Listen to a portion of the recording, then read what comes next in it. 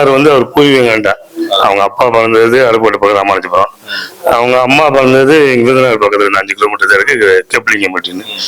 அவரே இங்க பிரச்சாரத்துக்கு வரப்ப சொல்லுவாரு, ஒரு மேடையில பேசுறப்பயே, இந்த மாரியம்மன் கோயில் பொங்கலுக்கு இங்கெல்லாம் நாங்க வந்து மாட்டு வண்டி கட்டி இங்க பொங்கல் திருவிழாக்கு வருவோம் அப்படின்னு எந்த ஒரு இங்க ஒரு பிரச்சாரம் கூட்டத்திலையும் அதை தவறாம சொல்லிடுவாங்க.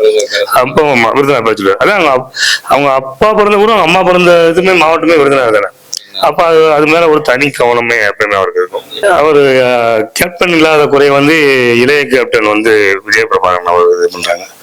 ஏன்னா கிட்டத்தட்ட எல்லாமே அவருடைய சாயல், அவருடைய கேப்டன் என்ன நல்லது செஞ்சாங்களோ அதே போல ஒரு நல்லது செய்யறது, யார்கிட்டையும் ஒரு அன்பா பழகுறது.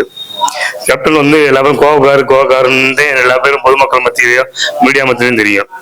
எங்க மேலேயே வந்து ஒரு கம்ப்ளைண்ட் பண்ண போனா, எங்களுக்கெல்லாம் மறக்க முடியாதமோ, கம்ப்ளைண்ட் பண்ணா என்னன்னு சத்தம் போடுறாப்புல, ஏக்கு இவ்வளவு தூரம் செலவழிச்சு வரீங்க வெட்டியா, இதை சொல்லலாம்ல, இதை சொல்லி விடலாம்ல, ஏன் ஜெவா பண்றேன். அவளை சத்தம் போட்டாலும் அவர் சொல்றது சரி நம்ம ஒரு மன மருத்துவத்தில் இருக்கா இருக்கும். ஆனா கூட சாப்பிட்டு போங்கன்னு சொல்ல மாட்டாரு. கூட ஒரு பிஏ விட்டு என்கார்ந்து கூட சாப்பிடாம போகக்கூடாதுன்னு அதுல கவனமா இருப்பாப்புல.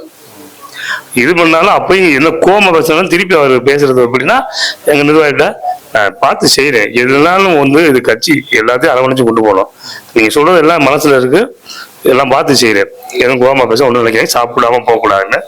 அந்த ஒரு நல்ல ஒரு வெள்ளந்தியான மனிதர், அதாவது நடிக்க தெரியாத மனிதர். சரிங்க.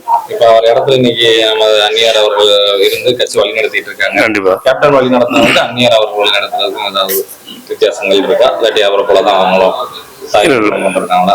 தாய்களும் கொண்டு போலதான் அந்நியார். அதாவது எப்படி சொல்றது, கிட்டத்தட்ட அவரு இப்ப முடியாமல் இது 9 வருஷமா இருக்கிறப்பையும் இதை வழிநடத்த அவங்களுக்கு பொதுச்செயலாளர் பொறுப்புலாம் புதுசா இருக்கலாம்.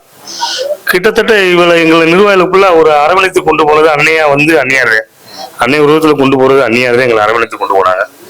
இப்ப தம்பியும் வந்தது வந்து எங்களுக்கு கூடுதல் பலம்.